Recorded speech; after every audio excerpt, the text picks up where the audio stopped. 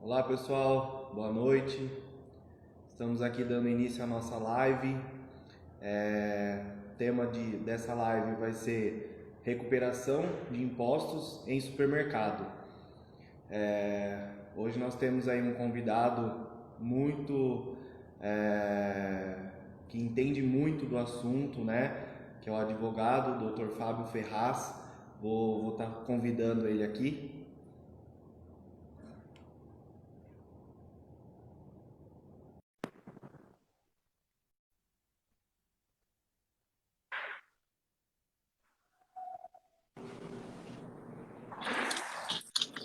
Boa noite, doutor. Tudo Boa bem? noite, Leonardo. Tudo bem?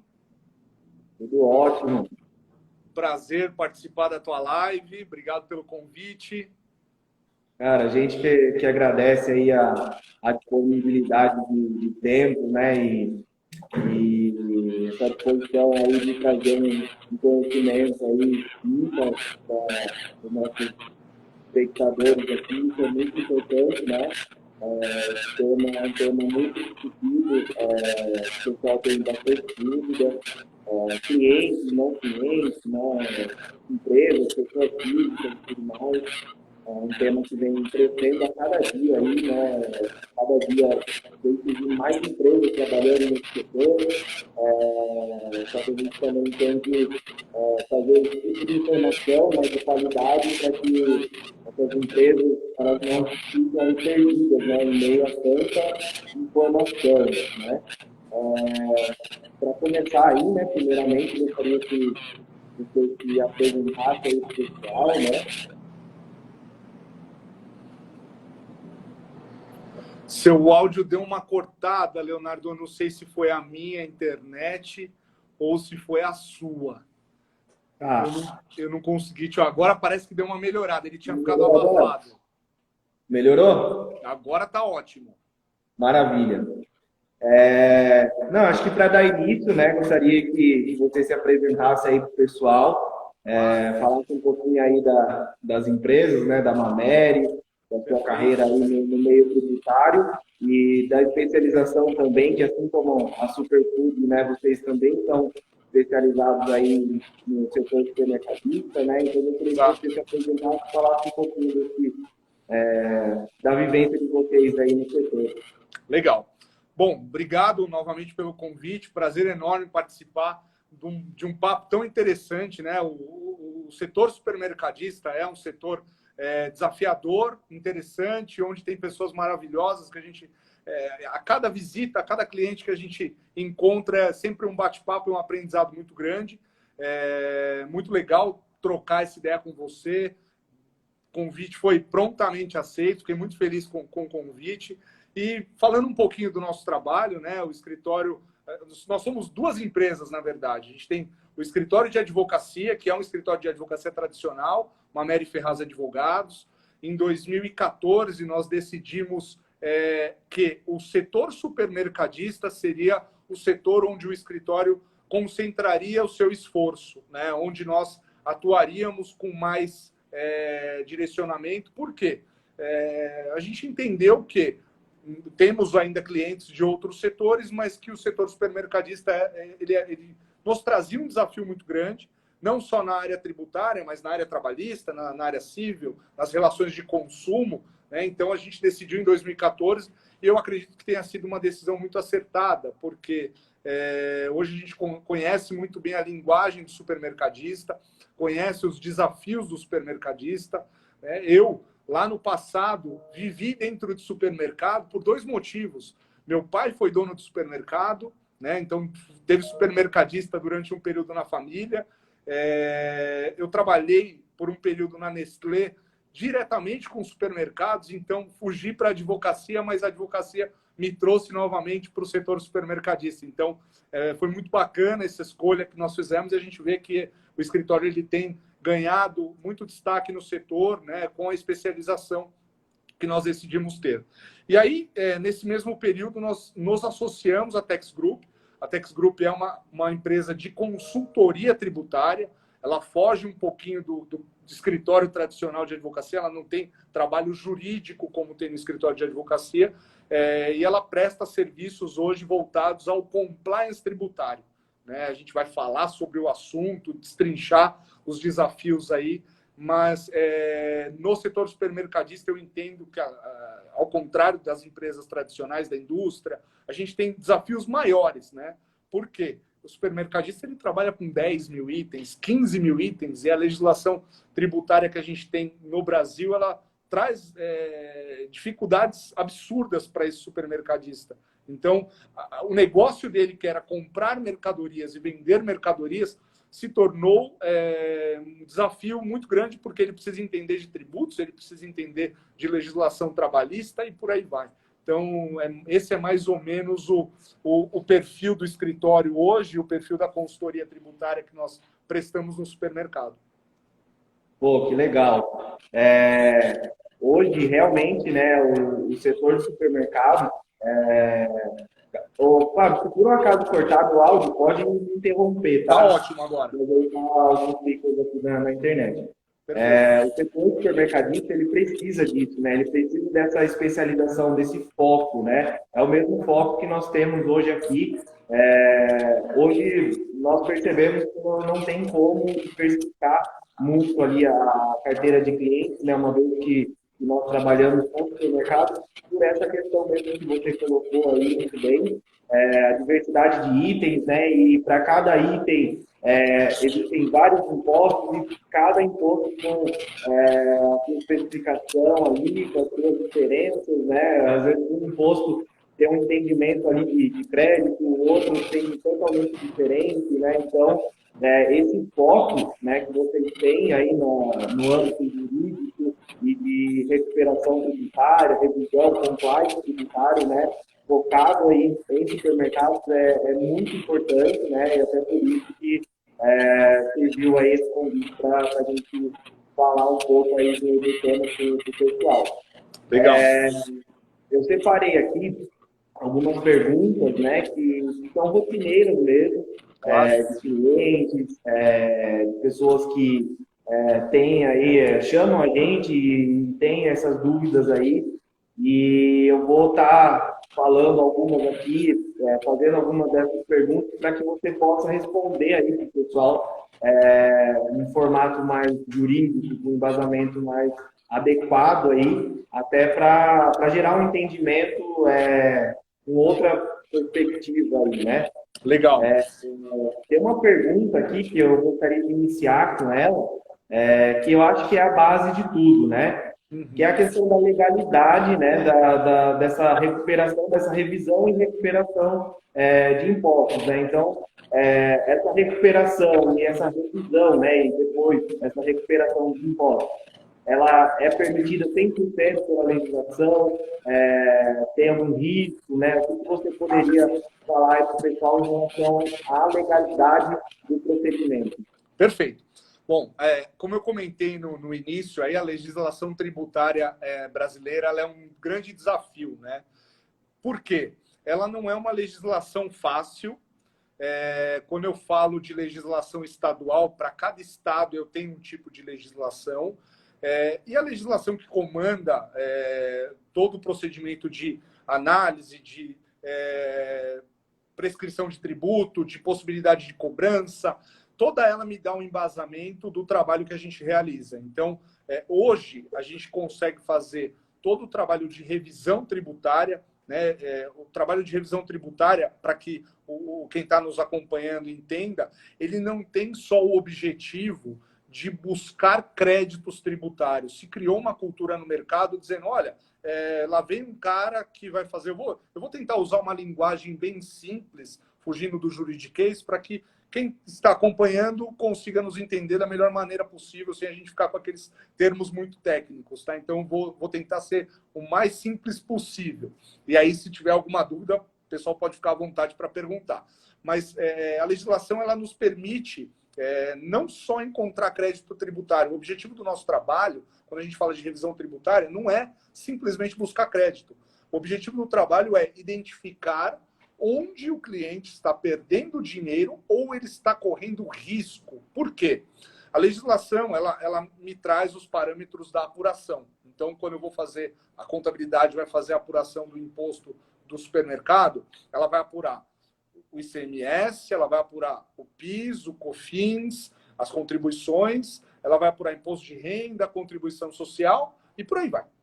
Então, o que acontece na prática? Quando eu faço a apuração, a contabilidade faz a apuração de acordo com as informações que ela recebe, né?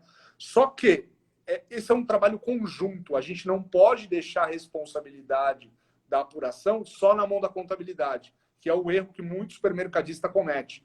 Eu tenho boa parte da tributação dos meus itens sobre a minha responsabilidade. Eu, supermercadista, sou responsável pelo cadastramento de itens no meu supermercado. Eu recebo nota fiscal do meu fornecedor, produtos novos, e eu tenho que cadastrar aquilo no meu sistema. Se eu não cadastrar aquilo de maneira adequada, consequentemente, eu vou passar para a contabilidade uma informação que não é informação real. Então, você fez uma pergunta sobre o que a legislação fala a respeito disso. A responsabilidade é sempre do contribuinte. Quem é o contribuinte? É o supermercadista. Então, quando eu passo para a contabilidade faz a apuração do tributo de acordo com aquela informação que ela recebe. Consequentemente, ela vai lançar os impostos, fazer a apuração do imposto de renda, da contribuição social, do PIS, da COFINS, do ICMS, de acordo com a informação que ela recebeu. Quando a gente vai fazer um trabalho de recuperação, um trabalho de revisão, nada mais é do que uma prévia de uma fiscalização do ente público. Qual é o prazo que eu tenho para isso? Sempre 5 anos. Eu sempre tenho 5 anos, a legislação me traz isso, para que o fisco possa me cobrar daquilo que eu não paguei ou daquilo que eu paguei indevidamente, né? Eu também, enquanto contribuinte, tenho a prerrogativa de dizer para o fisco, eu tributei indevidamente um produto e eu tenho o direito de recuperar o imposto que eu paguei a mais. Às vezes acontece, num trabalho de revisão desses, Leonardo, de nós verificarmos que o cliente pagou indevidamente, erro do financeiro, não é nem da apuração, nem da contabilidade. O financeiro pagou 2 vezes a DARF, pagou 2 vezes a GARI. Consequentemente, entrou o dinheiro 2 vezes na conta do fisco. O fisco jamais vai bater na porta do cliente e dizer: olha, tem aqui R$10 que você me pagou a mais. Pelo contrário, ele sempre vai buscar aquilo que o cliente deixou de pagar, né, que o contribuinte deixou de pagar. Então, a legislação como um todo, ela me permite fazer esse tipo de revisão, esse tipo de análise, né, onde eu verifico nos últimos 5 anos aquilo que há de irregularidade. Lembrando que a análise ela não busca apenas crédito, ela busca aquilo que traz oportunidade de crédito, mas também aquilo que coloca o cliente em risco de autuação. Por quê? Às vezes alguns clientes me perguntam, por que eu vou buscar aquilo que me coloca em risco? Pelo simples motivo, economia tributária. Aí o cliente fala, mas eu vou economizar, qual é a economia tributária que eu tenho quando eu digo para o fisco que eu paguei errado e eu quero recolher a maior?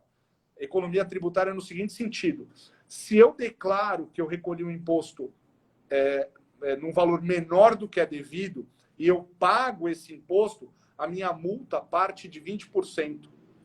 Se o fisco encontra esse meu erro, a multa parte de 75%, podendo chegar a 150% em alguns casos. Então, é uma economia bem interessante. Pô, legal. Acho que você tocou em alguns pontos aí que dá para notar, né? Como também o trabalho, né, envolve uma gama de informações e responsabilidade. Eu acho que essa é a palavra, né? De ambos os lados, né? A empresa ela tem que ter uma responsabilidade de contratar ali, uma empresa, né, que vai fazer esse trabalho, que tenha uma responsabilidade, né? Então, o primeiro passo aí é encontrar, né, esse prestador de serviço, essa empresa que fazem esse trabalho de revisão, e essa empresa que vai fazer ali o trabalho de revisão, né, tem um papel muito importante, né, de estar adequando tudo aí e também de trazer, nesse caso, confesso que no mercado não são todas as empresas que fazem revisão, que trabalham da forma que vocês trabalham, né? E trazer também o que tem de passivo, né, para o Exato. cliente, e mostrar, ó, aqui você tem um crédito, né, para restituir, um ativo, né, que a gente fala, Exato. e porém, em contrapartida, você também tem um passivo, né? Exato. E isso é muito importante porque você vai estar ali reabrindo a contabilidade, né? Então você vai falar para o governo, ó, eu fiz errado aqui, eu quero restituir esse crédito. Porém, né, o seu débito você também tem que reaver, né? E tem muita empresa que não faz isso, né? Muitas vezes porque não é interessante financeiramente e tudo mais. Isso é um alerta que eu faço sempre para os clientes aqui, que querem fazer essa revisão, né, que querem fazer esse trabalho. Às vezes a pessoa vem, não sabe nem muito bem do que se trata, né? Ela chega, pô, me ofereceram um trabalho de revisão de PIS e COFINS, né? Ah, me ofereceram um trabalho de restituição de ICMS específico de um assunto, né? Agora, o trabalho que vocês fazem já é muito mais profundo, né? Como você falou, é uma pré-auditoria mesmo, onde você vai auditar a empresa como um todo, né? E a partir daí vai descobrir ali o que ela tem de ativos e passivos, né? E não só trazer uma economia, né? Que é uma economia retroativa aí do valor que ela possa ter a receber, quanto também daqui para frente, né, do que faz daqui para frente, também gera uma economia, mas também mais importante é detectar, né, como você falou aí, esses possíveis erros, né, e deixar a empresa aí mais saudável, né, mais adequada, e sem o risco de uma fiscalização e das multas aí que você colocou bem aí. Tinha uma outra pergunta aqui também, que é bem voltada a isso que a gente está falando agora, que eu acabei de falar, né? Tem alguns clientes que falam, pô, eu quero fazer recuperação de PIS e COFINS, né? Aí o outro, pô, quero fazer recuperação de CMS. Então, quer dizer, eu gostaria que você deixasse claro aí, né, que é todos os impostos que eu posso recuperar, ou se tem algum imposto que é vedado. Poderia explanar um pouquinho Claro, sobre isso? claro. Bom, com relação tem dois pontos, né? Eu vou voltar um pouquinho no que você estava falando, que é sobre o escopo de projeto. Como que a gente trabalha, Leonardo? É muito importante deixar, eu gosto de sempre deixar claro para o supermercadista que existem duas maneiras de se fazer a análise tributária, né? O trabalho de compliance tributário. Nosso trabalho está 100% baseado no entendimento do fisco. O que isso quer dizer? Que não existe no trabalho que a gente realiza, apesar de ser advogado, nesse trabalho ele não existe nenhum procedimento com base judicial. O que é isso? Que encrenca é essa? Toda vez que a gente olha para uma apuração, para uma tributação dentro do supermercado, para aquilo que o supermercadista está praticando, a gente olha aquilo com o entendimento da Receita Federal ou da Secretaria Estadual da Fazenda. Como que isso funciona? A gente sabe, vou dar um exemplo do estado de São Paulo. No estado de São Paulo, o queijo mussarela é um produto vendido com redução de base de alíquota reduzida. Então, ele é vendido a 12% de CMS. Toda vez que eu vendo a mussarela, eu tributo ela a 12%. Quem diz isso? A Secretaria da Fazenda do Estado de São Paulo. Não é o Judiciário, não é o STF, não é o Tribunal de Justiça. É a Secretaria da Fazenda do Estado de São Paulo. O que nós vamos fazer? Eu vou verificar se o queijo mussarela vendido no dia 1º de março de 2019 levou a alíquota de 12%. Estou dando esse exemplo porque é um produto de alto giro no supermercado e é um produto que o supermercadista costuma errar na tributação, aplicando 18% de alíquota. Ou seja, ele está pagando 6% a mais de CMS, deixando de ter um produto com preço competitivo. Às vezes ele não está formando o preço dele de maneira adequada e ele está, né, tomando prejuízo, deixando de ganhar dinheiro. É importante dizer isso porque às vezes a gente encontra em algumas empresas que a gente vai fazer um trabalho desse, trabalhos anteriores que foram feitos por outras empresas, onde o escopo do trabalho ele leva teses judiciais. E onde é que está o risco? Quando eu levo um escopo judicial, eu levo para aquele cliente um entendimento que ainda está sendo decidido no judiciário. E o judiciário, a gente brinca que o passado muda. Hoje eu tenho um entendimento, amanhã eles voltam atrás, e aí você que recolheu um imposto, uma alíquota menor, pode ser obrigado, vai ser obrigado a recolher a diferença acrescida de juros, correção, multa e honorários do procurador, se isso for uma cobrança judicial, tá? Esse é só um ponto para complementar o que você falou antes da tua pergunta. Sobre a pergunta que você fez, a gente consegue hoje fazer um trabalho completo. Eu não vou fazer para o cliente uma análise só do PIS e do COFINS, só do imposto de renda, só da folha, né, porque entra a parte do INSS patronal, ou um trabalho só voltado para o ICMS. Toda vez que a gente entra num cliente para fazer um trabalho de análise fiscal, nós fazemos uma análise completa de toda a tributação que incide na cadeia daquele cliente. Então, funcionários que estão registrados, é comum a gente encontrar erros, isso é muito comum em alíquotas de RAT e de FAP. É comum a gente encontrar o cliente pagando INSS patronal sobre rúbricas, que nem a contabilidade gosta de chamar. Isso para mim era um palavrão, hoje eu já entendo o que é rúbrica, mas rúbricas que representam indenização. Vou dar um exemplo prático, né? O funcionário foi demitido e o aviso prévio foi indenizado. Quando eu falo de caráter indenizatório, eu estou pagando o aviso prévio daquele funcionário, só que ele não está trabalhando. Eu indenizei aquele período de 30 dias. Consequentemente, a Receita Federal diz isso, não é o Fábio, não é o Judiciário. A Receita Federal já tem o entendimento de que sobre verbas indenizatórias não deve incidir contribuição patronal de INSS. É muito comum nós encontrarmos esse tipo de recolhimento indevido. Ou seja, o cliente está pagando além do que ele deve pagar, né? Quando o cliente paga menos, é importante a gente dizer para ele, né? Por isso que eu não posso só dizer para o supermercadista, olha, está aqui o crédito tributário. Vou dar um exemplo também do porquê disso, por que isso não pode acontecer. Vou pegar o PIS e o COFINS. Vamos supor que ele comprou um produto, esse produto é um produto monofásico. O monofásico é o seguinte, é como se fosse a substituição tributária, fazendo uma comparação bem simples, a substituição tributária do imposto federal. Quem recolhe é o início da cadeia produtiva. Então, quando eu tenho um produto monofásico, quando eu compro ele para revenda, eu não posso tomar crédito desse produto. Isso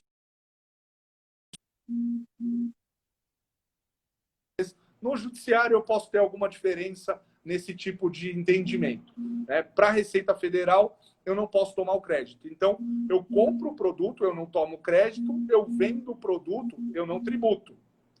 O que pode acontecer nesse mesmo item? Ele comprou o produto, ele tomou crédito.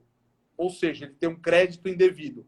Ele vendeu o produto, ele tributou. Se ele tributou, ele tem um pagamento a maior. Ou seja, eu tenho um débito e um crédito.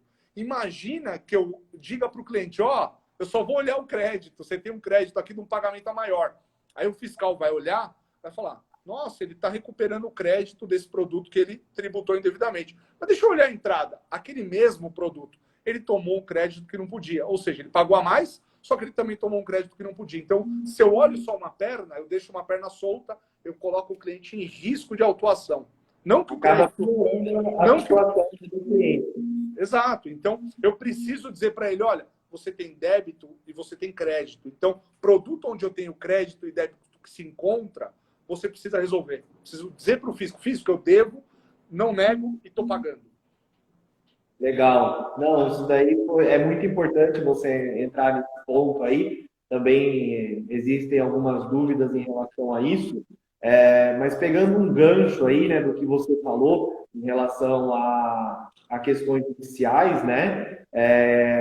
Só para deixar claro aí para o pessoal, que eu acredito que seja uma dúvida, né? Existe essa questão de empresas que seguem uma jurisprudência, né? Que é o que você colocou muito bem aí, que não é adequado seguir, né? Porque amanhã você pode acordar e essa jurisprudência ela já tomar um outro rumo, já ter um outro entendimento ali do judiciário. Mas você pegando aí uma situação onde a empresa se sente, ela não se sente confortável, ela não concorda, né, com o imposto que ela está pagando, ou com uma alíquota, ou com crédito que ela não está tendo, nesse ponto ela pode ingressar aí com uma medida judicial e aguardar aí o trânsito julgado e tomar um crédito até mesmo retroativo, certo? Eu gostaria que você explicasse um pouquinho esse segundo ponto aí, né? Claro. Que daí seria o viável, né? Claro. Você falou exatamente um ponto que é muito importante, o trânsito em julgado. O que é isso, né? Eu não posso, não devo, pelo menos, não é que eu não posso, eu não devo olhar para um produto e aplicar para aquele produto uma regra que tem entendimento judicial. Tem empresas que fazem isso e assumem o risco e fazem. Mas eu não posso discutir judicialmente questões tributárias. Eu posso e devo. Só que eu tenho uma diferença muito grande em relação ao trabalho de análise fiscal que é feito com escopo administrativo, que é o que eu falei no início da conversa. Quando eu tenho escopo administrativo, que eu não tenho discussão judicial, eu simplesmente vou lá, apuro, refaço a contabilidade, reescrituro essas oportunidades e riscos que eu identifiquei e uso o crédito. Eu não preciso de autorização do fisco para isso. Quando eu tenho o escopo judicial, qual é o caminho mais adequado e é o nosso posicionamento para 99% dos clientes, né? Olha, você vai entrar com uma ação. Vou pegar uma ação aí que a gente está na pauta, que a gente tem clientes diversos discutindo. A exclusão do ICMS da base de cálculo do PIS e do COFINS.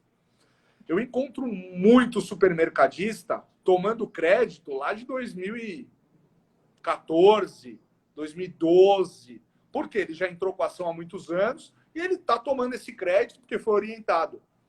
Ah, mas não devo? Mas a ação eu ganhei? Tá, você ganhou a ação, o judiciário, o próprio STF já julgou procedente, só que a gente tem questões ainda que não estão definidas. Ou seja, eu não sei ainda se eu posso recuperar o crédito anterior à decisão judicial. Né? Quando foi a decisão judicial? 2017. Então, antes de 2017, eu posso tomar o crédito? Não sei. Por que eu não sei? Porque o STF não decidiu ainda.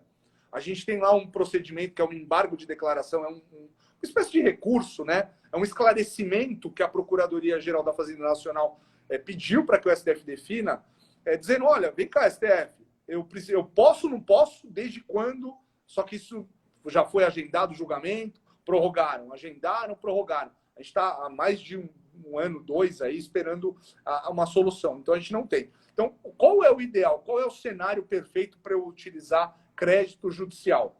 Eu preciso entrar com uma ação judicial, vou discutir questões, e a gente tem diversas questões aí para discutir, né? Envolvendo ICMS, envolvendo PIS e COFINS, envolvendo imposto de renda. Nós temos muitas ações correndo na justiça brasileira. O cliente não pode usar? Pode. Quando é que ele pode usar? Assim que a ação transitar em julgado. Que é isso, Fábio? O que é transitar em julgado? O trânsito em julgado é quando a ação ela atinge uma fase onde eu não posso mais ter discussão sobre aquela questão. A questão está definida, ou seja, nós entramos com a ação, ganhamos a ação em primeira instância. O fisco recorreu dessa decisão, foi para o tribunal decidiu, tentaram recurso para o STJ, para o STF, não conseguiram, ou conseguiram, foi para lá discutir, encerrou. Eu não tenho mais possibilidade de recurso nem de discussão. Está definida a questão? Então vamos liquidar a sentença. O que é isso? Eu vou entender quanto é que eu tenho de crédito, quanto é que eu tenho de ativo financeiro naquela questão e vou lançar isso na minha contabilidade, ou isso vai virar um precatório. Enfim, tem uma série de possibilidades de como é que eu vou rentabilizar aquela ação judicial que eu ganhei. Mas é importante, eu só devo utilizar os créditos tributários do trânsito em julgado. Aí tem gente que vai falar, tá, mas eu não posso usar antes? Depende. É uma análise de risco que não cabe nem ao advogado, nem ao contador. A gente vai passar para o cliente quais são os riscos. Quem vai decidir se vai correr o risco ou não é o cliente. Pode ser que ele use o crédito e nunca seja questionado pela Receita Federal ou pela Secretaria Estadual? Pode.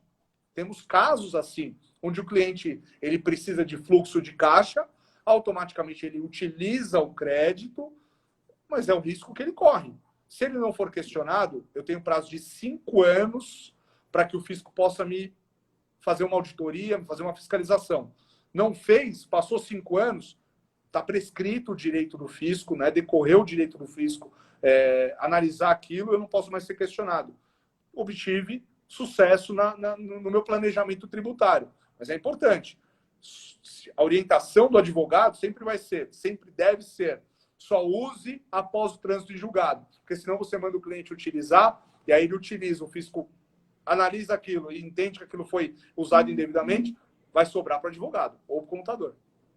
Aham. Então, acho que até esse ponto que você tocou aí, né, da reabertura, né, porque falando agora como contabilidade aqui, pegando esse gancho, né, quando você faz ali um trabalho, alguns trabalhos, né, tem trabalhos que você consegue lançar de maneira extemporânea, né, ou seja, eu lanço diretamente na contabilidade atual, né, um saldo do período anterior, né, mas a grande maioria aí dos casos, né, de revisão e ressarcimento de impostos, a gente, aqui na contabilidade, nós temos que realizar aí a revisão de todas as declarações, né, que foram enviadas para o governo.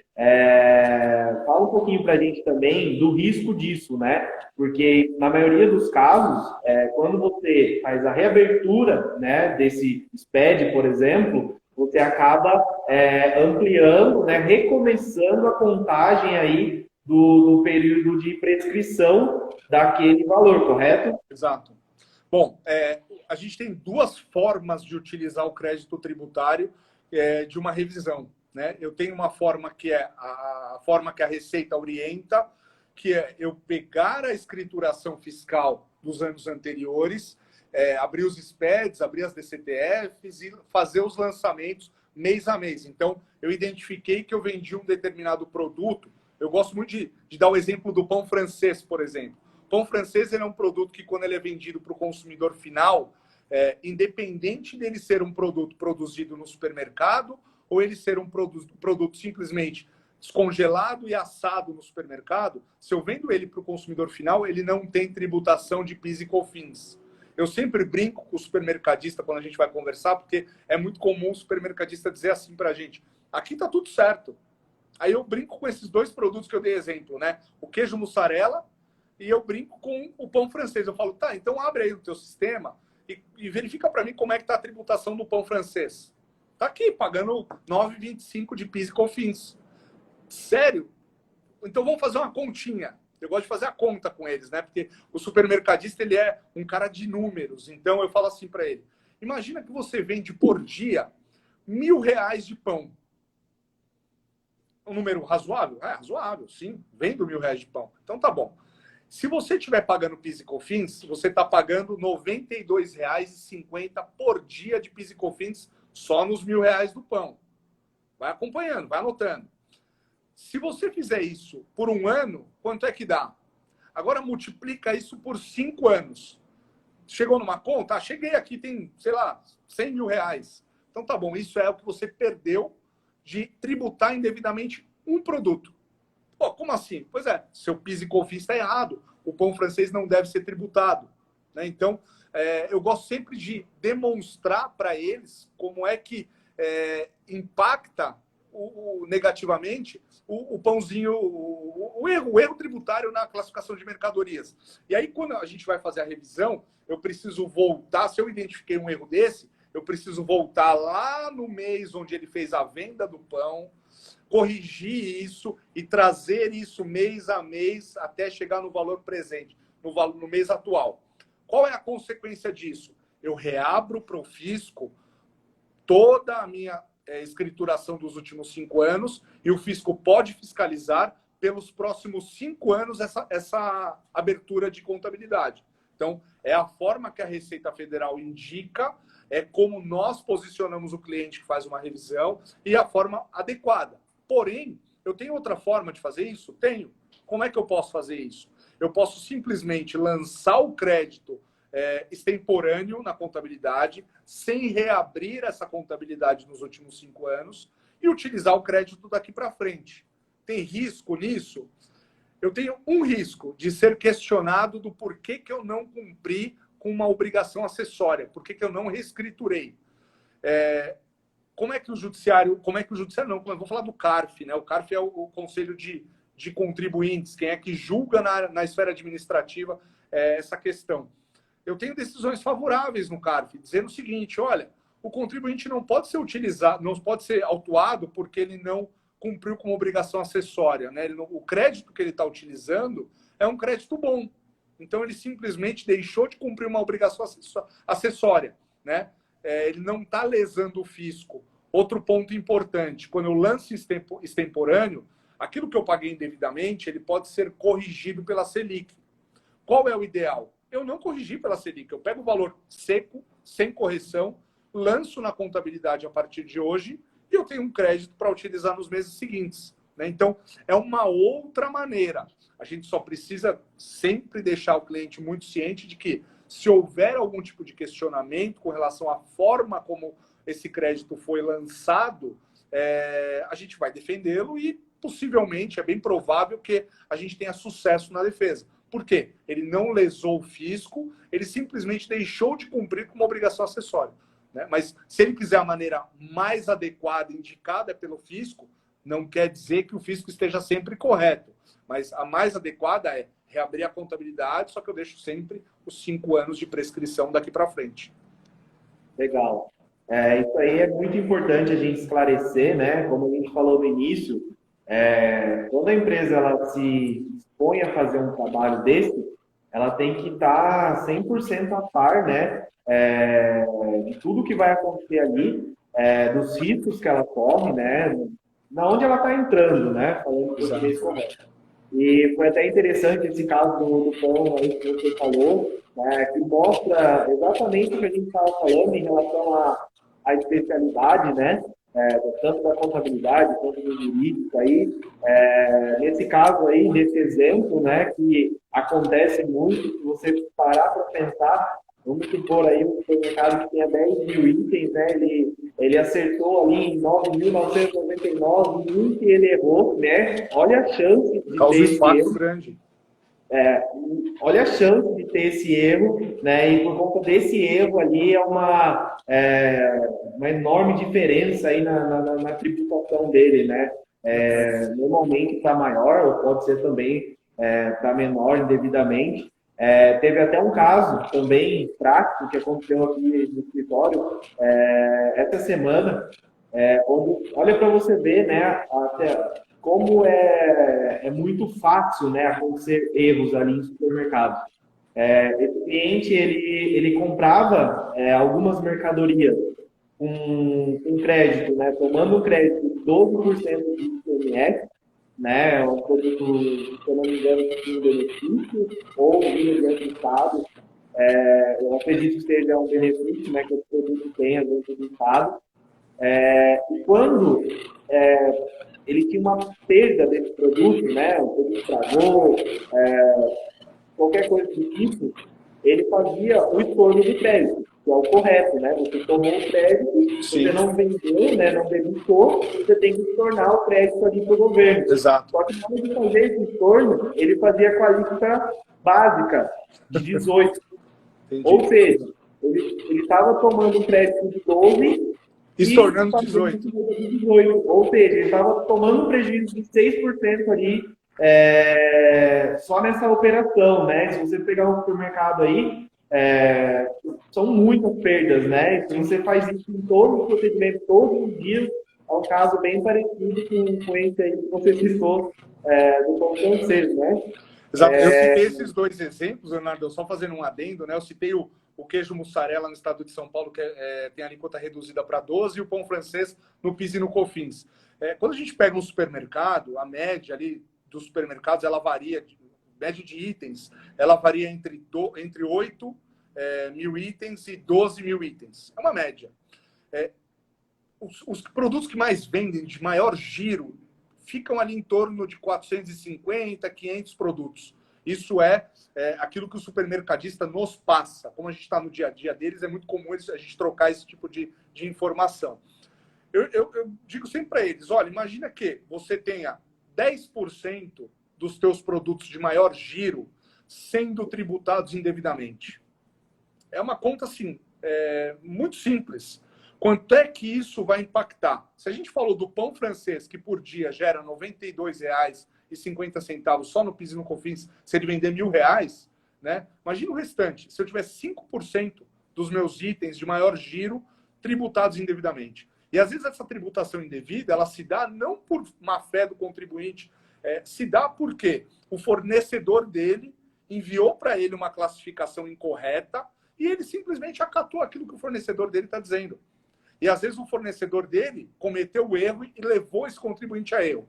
Aí o cliente pode dizer para a gente, o contribuinte pode dizer, o nosso supermercadista, tá, mas foi erro dele, eu só segui o que ele disse. Peraí, a legislação tributária ela diz o seguinte, a responsabilidade é sua. Se ele tributou indevidamente, se ele classificou esse produto indevidamente, você precisa corrigir. Você tem que ser um fiscal, né? Ou seja, o supermercadista ele não é mais o comerciante, ele é também um tributarista, ele é um advogado trabalhista e por aí vai. Então, é muito importante que ele tenha ciência de que a parte tributária do supermercado ela é um ponto muito sensível. Por quê? Ele trabalha com margens muito apertadas e esse ajuste que nós fazemos quando fazemos uma revisão, ele vai dar para ele o real preço o real custo daquele produto, ele vai dizer para ele quanto é que aquele produto paga de tributos, vai ajudar ele na formação de preço, vai diminuir as perdas com tributos dele, vai aumentar o fluxo de caixa dele. Então, tem uma série de pontos que não estão só naquela identificação de crédito ou de débito. Esse trabalho de revisão feito pela Tax Group, ele é um trabalho que ele traz muito mais do que crédito e débito. Ele traz regularidade fiscal para o cliente. Ele traz para o cliente visão na formação de preço. Ele traz para o cliente coisas que ele não teria nem buscando informação de cada produto. Até uma questão de trazer maior competitividade, né? Entre concorrentes aí. Exato. Isso é muito importante, a gente trata muito isso com os nossos clientes aqui. E a cada vez que a gente fala aí de supermercado, de erros e tudo mais, você falou aí da responsabilidade, né, que o supermercadista tem, do risco, né, que ele corre diariamente, e isso daí só expressa cada vez mais que essas empresas que rodeiam, né, o supermercado, que é a contabilidade, que é a empresa de revisão tributária, né, de análise tributária, o advogado, o sistema, né, também tem um papel muito importante. A gente fala bastante disso também. Eu acho que isso só mostra, né, os benefícios, né, que essas empresas sendo especializadas no setor, né, os benefícios que elas podem trazer, né, e evitar, né, esse tipo de problemas aí que você citou. Isso daí é muito importante. Aproveitando aí a questão, a gente sabe que, infelizmente, ainda por bastante falta de conhecimento de todas as partes aí, existem muitos supermercados ainda enquadrados no Simples Nacional, né? A gente pega bastante casos aqui, a diferença de tributação no Simples Nacional no Lucro Real é drástica, né? É muito visível, mas a gente sabe que é uma realidade ainda, muitos supermercados ainda estão no Simples, e aí vem a questão da recuperação de impostos, né? Existe a possibilidade aí, eu gostaria que você falasse um pouquinho sobre isso, dessa possibilidade de recuperação de impostos do Simples, e pegando já um adendo aí, se a empresa ela fez uma alteração do regime tributário dela, do Simples Nacional para o Lucro Real, como que isso retroativo nos últimos 5 anos, dá para fazer também uma análise, uma recuperação de impostos nesse sentido? Leonardo, só cortou o finalzinho da tua pergunta quando você fala que ela trocou de regime. Eu não entendi essa parte. Tá ouvindo agora? Agora eu tô. Tá. A questão é, já pegando um adendo aí, né, nessa questão do Simples Nacional, gostaria que você falasse também, né, ampliasse aí, no sentido do que alguma empresa que possa ter alterado o seu regime tributário, Simples Nacional para lucro real, né? Como que fica esse retroativo do Simples Nacional? Ela perde, ela ainda pode tomar aí, recuperar esses tributos? Uhum. Legal. Bom, a gente tem alguns cenários aí dentro do que você me perguntou, né? Primeira coisa é que o empresário brasileiro, eu não vou nem falar só do supermercadista, mas o empresário brasileiro, ele tem uma verdadeira paixão pelo Simples Nacional. Ele acha que o Simples Nacional é um mundo onde não se paga muito imposto, né? E quando a gente fala de supermercado especificamente, isso é uma mentira muito grande. Contabilidade que vende essa ideia para o supermercadista, o que ela não quer é ter trabalho, né? Porque quando eu vou apurar o imposto Simples Nacional, a gente não precisaria nem da figura do contador, para falar a verdade, né, Leonardo? Desculpa, mas você conhece melhor do que eu isso, né? Eu que não sou contador, não conheço tanto da área contábil, né? Me aventuro em algumas questões, mas eu sei que a apuração do Simples ela é muito simples, como o próprio nome diz. Então, o supermercadista ele se engana achando que ele não vai pagar muito imposto. Quando a gente faz cálculo, ele geralmente está pagando muito imposto. Ele só não está pagando muito imposto se ele tiver uma venda inexpressiva, né? Uma portinha onde ele vende ali 30 mil reais por mês, então realmente não vai compensar. O que não é o caso, a gente sabe que não é. O que acontece na prática é que alguns supermercadistas acabam deixando de oferecer vendas à tributação para se manter no Simples. Ou seja, ele está correndo vários riscos. Além dele estar pagando imposto indevido, ele está correndo o risco de ser autuado, né? Porque o olho do fisco ele enxerga tudo, né? A movimentação de cartão de crédito, a movimentação bancária. Então, se eu estou escondendo parte das minhas vendas para poder me manter no Simples Nacional, estou correndo uma série de riscos, né? Inclusive risco criminal. Mas vamos lá. Quando a gente fala do Simples Nacional, eu tenho uma série de produtos, como eu disse, PIS e COFINS. Eu não vou nem falar do ICMS, eu vou falar de PIS e COFINS. Produtos que são classificados como produtos monofásicos, que fazendo uma comparação bem simples, né, como se fosse a substituição tributária do imposto federal. Quando eu vendo um produto que é monofásico, o que acontece? O Simples Nacional ele não tem direito a crédito nem débito. Porém, quando eu vendo um produto que ele já foi tributado pela indústria ou pela distribuidora, eu posso excluir ele da base de cálculo dos tributos. Então, quando eu falo do Simples Nacional, geralmente o empresário ele olha a alíquota. Eu estou numa alíquota de 8%. Só estou dando o número exato para quem está nos assistindo entenda. Então, dentro dos 8%, eu tenho uma composição de impostos. Eu tenho lá dentro imposto de renda, contribuição social, PIS, COFINS, e por aí vai. Quando eu vendo esse produto monofásico, eu vou lá olhar, eu tenho uma alíquotazinha do PIS e do COFINS. Quanto é que soma isso? Soma 1%, soma 2%. Legal. Só que dos meus 8%, eu vou tirar 1%, eu vou pagar 7%. Não vou pagar 8%. Eu deixo de oferecer aquele produto que já foi tributado a tributação. Dá um exemplo prático. Cigarro. Cigarro é um produto monofásico. É mais fácil para o fisco fiscalizar a Souza Cruz, que é uma grande empresa, do que o supermercadinho que vende no Simples Nacional. Então, que eu, supermercado, quando eu mando para a minha contabilidade o quanto eu vendi no mês, o dever da contabilidade supermercado, quanto de produtos monofásicos você vendeu? Quais são os produtos monofásicos que você vendeu? Então, a contabilidade deveria excluir da tributação do PIS e do COFINS aqueles produtos que já foram tributados. Na prática, eu quase não vejo isso. São pouquíssimas as contabilidades que fazem esse tipo de trabalho. Então, é possível fazer revisão tributária numa empresa do Simples Nacional? Eu só não vou ter o mesmo escopo de projeto que eu tenho numa empresa do lucro real. No lucro real, eu tenho direito a crédito, eu tenho direito a débito, eu tenho PIS, COFINS, eu tenho ICMS, eu tenho situações que reduzem base de cálculo do imposto de renda, né? Eu tenho aplicação financeira, o banco reteve na fonte imposto de renda, esse imposto retido na fonte, ele vai ser abatido do imposto a pagar. Enfim, eu tenho um universo de oportunidades.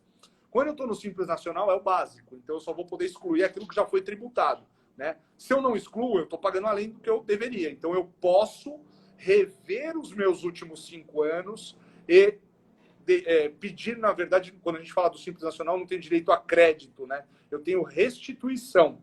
É diferente de eu ter o crédito para abater dos impostos a pagar. Então, eu vou pedir restituição daquilo que foi pago a maior. O fisco devolve isso? Muita gente pergunta, né? Se assusta quando a gente fala de revisão. O fisco devolve e deposita o dinheiro na conta do cliente. Então, isso é possível. Ah, eu mudei de regime. A segunda parte da pergunta, né, Leonardo? Eu mudei de regime. Eu estava no lucro, no Simples Nacional e mudei para o lucro real. Se o contribuinte, se o supermercadista disser que mudou para o lucro presumido, a gente tem que procurar quem é que indicou isso para ele, porque aí ele está perdendo muito dinheiro, não é pouco. Ele perdia um pouco no Simples, no lucro presumido, supermercado, ele está perdendo muito dinheiro. Duas visões, né? Ou ele está perdendo muito dinheiro, ou ele está fazendo coisa muito errada. Essa é a visão do fisco. Então, mudou para o lucro real, eu posso revisar aquele período do Simples Nacional? Posso, sem problema nenhum. A legislação me permite. Vou lembrar a primeira pergunta do Leonardo. A legislação de recuperação, a revisão de impostos, permite. Eu tenho quanto tempo para fazer isso? 5 anos a partir da apuração, a partir da entrega da obrigação. Então, eu posso olhar hoje, a gente está em julho, quase que essa coisa de pandemia, de home office, me tirou um pouco do eixo. Está em julho de 2020. Eu posso olhar para 5 anos daqui para trás e recuperar impostos que eu paguei indevidamente nos últimos 5 anos e também tributar o que eu deixei de tributar nos últimos 5 anos. Maravilha. Estou bem esclarecido aí. Então, se alguém que nos assiste aí tem um supermercado, né, que era Simples Nacional, que acontece muito, né, e hoje aí foi transformado no lucro real, né? Como você falou muito bem, acredito que é impossível ter lucro presumido, apesar de que eu já vi isso, né, mas são casos muito específicos, assim, que não dá nem para discutir, né, porque é uma opinião bem específica. Aproveitando que você falou aí em relação ao depósito na conta, né, do cliente, eu gostaria que você detalhasse um pouquinho, lógico que não dá para falar aí 100%, cada detalhe, mas só para trazer um entendimento básico, né, de como funciona essa restituição desse recebimento. Tem caso que é recebimento em dinheiro, tem caso que o cliente pode lançar o crédito diretamente na apuração, tem caso, né? Caso, se você pudesse explanar um pouquinho aí algumas diferenças em relação a prazos também, o que é imediato, o que demora um pouco, né? Um pouquinho disso daí para o pessoal entender como funciona e qual o prazo que ela vai ter para ter esse dinheiro restituído aí. Legal. Bom, a gente pode pedir restituição tanto naqueles casos onde eu fiz revisão da empresa do lucro real, quanto nos casos onde eu fiz revisão do Simples Nacional. Tá? São procedimentos distintos. No Simples Nacional, eu vou ter lá a apuração é feita pela PGDAS. Leonardo, aí eu estou entrando na tua área, na área contábil. Se eu falar alguma bobagem, você me corrige, por favor. Fica à vontade. Né? Mas a apuração ela não é feita da mesma maneira que é feita numa empresa do lucro real. Então, para eu restituir o que eu paguei indevidamente numa empresa do lucro real, eu tenho que utilizar uma ferramenta da Receita Federal chamada Perdecomp.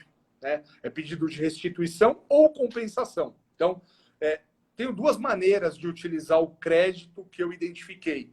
Eu posso utilizar ele para compensar impostos mensais, que, na minha opinião, para a empresa do lucro real é a maneira mais adequada, porque é mais rápido, né?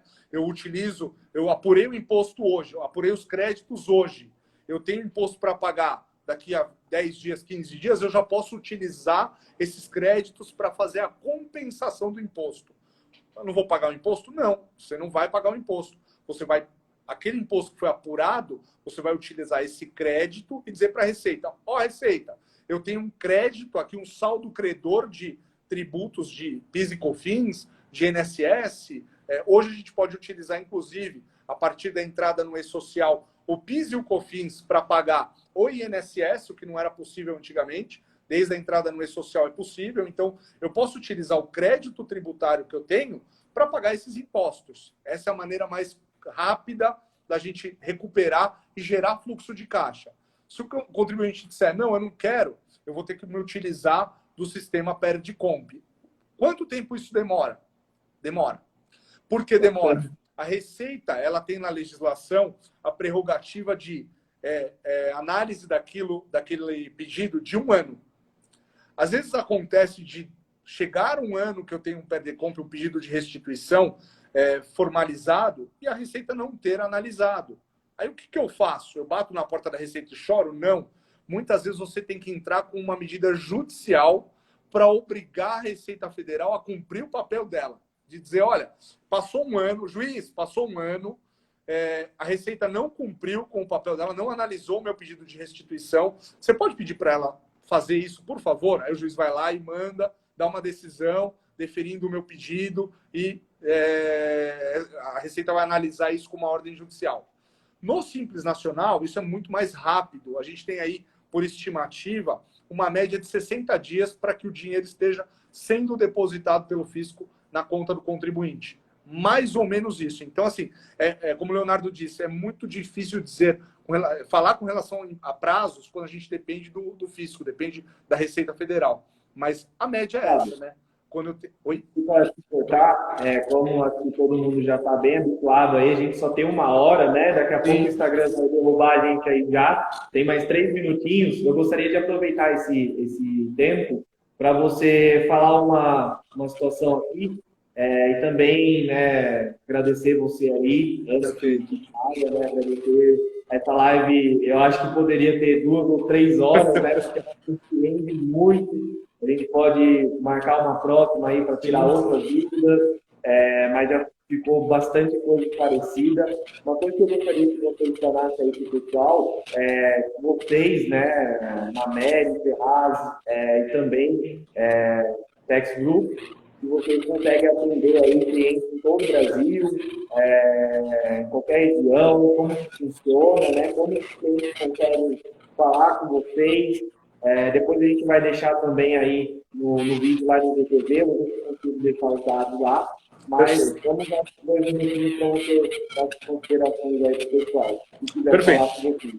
Perfeito. Bom, quero agradecer em primeiro lugar o convite, foi um prazer bater esse papo com você. O assunto realmente é um assunto que a gente poderia aí ficar horas e horas conversando, um assunto que a gente gosta, que a gente conhece um pouquinho, então é muito bacana esse tipo de papo, levar informação para o cliente. Hoje a gente está presente, a Tax Group está presente em todo o Brasil. Nós temos clientes espalhados aí pelo Brasil todo, em Rondônia, no Acre, enfim, estamos preparados para atender qualquer exigência da Secretaria Estadual de qualquer estado da federação, né? A legislação federal é aplicada para todos eles, então a gente está disponível para todos os contribuintes, para todos os supermercadistas do Brasil todo. Para fazer contato com a gente, pode ser aqui através do próprio Instagram. Nós acompanhamos as mensagens, né? Quem quiser, tem o nosso site, mameriferraz.adv.br ou taxgroup.com.br. Lá tem os nossos contatos, tem e-mail, tem os telefones. O próprio Leonardo, quem tiver alguma dúvida, alguma informação que a gente possa contribuir, o Leonardo está aí, um grande profissional que tem trocado bastante informação com a gente, pode nos contatar e passar o nosso contato. E da mesma forma, aqueles que acompanharam, que são clientes nossos, que tiverem interesse em conversar com o Leonardo, a gente fica à disposição para disponibilizar o contato dele, ou se quiserem fazer o contato pela própria página do Instagram, fiquem à vontade. Prazer enorme compartilhar esses momentos com vocês. Fábio, muito obrigado. O Instagram já vai encerrar agora. Desejo a todos aí uma ótima noite. Agradecer a todos que participaram aí, foi muito bacana. E é isso. Um grande abraço aí. Bons cuidados aí na quarentena, né? Que a gente continua. E estamos juntos. Né? Obrigado. A gente também, a gente tem uma grande parceria com vocês. Então, qualquer cliente que quiser entrar em contato com a gente também para aderir os serviços de vocês, a gente também está à disposição aqui. Maravilha. Obrigado, Leonardo. Grande abraço. Ficamos à disposição.